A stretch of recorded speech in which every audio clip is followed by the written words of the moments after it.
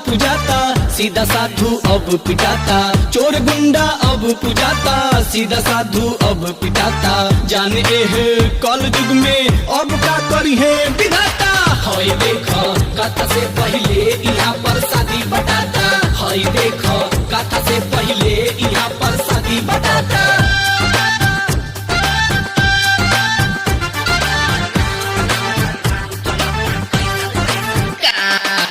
प्यार के बाजार में तो मिले सब कर दिल टूटल। नया पैक तू खरीदबो मिली तो के सील टूटल।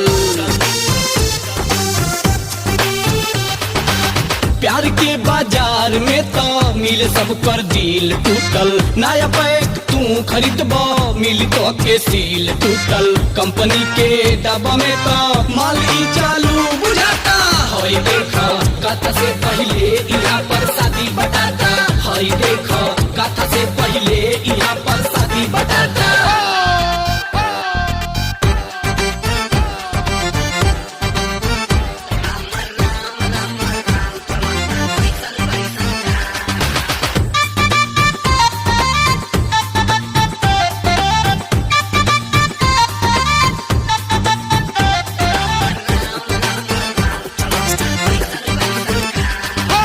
देश के जनता अब तो खैला बिना रोज मरे। देश के अनाज सारा दैल गोदामों में सरे।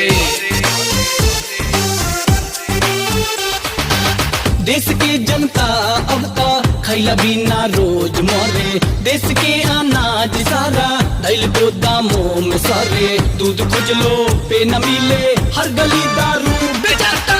हई देखो कथा से पहले यहाँ पर शादी बटाता।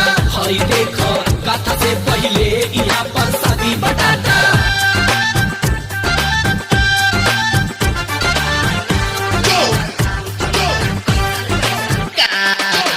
आबरू नीलाम हो जाए बाकी पैसा चाहिए मोटा। धर्मशाला भले न मिले हर शहर में चल कोठा। आबरू नीलाम हो जाए बाकी पैसा चाहिए मोटा। धर्मशाला भले न मिले हर शहर में चल कोठा। बाट देशवा महान संगम और खरी नारा दिया था। हई देखो कथा से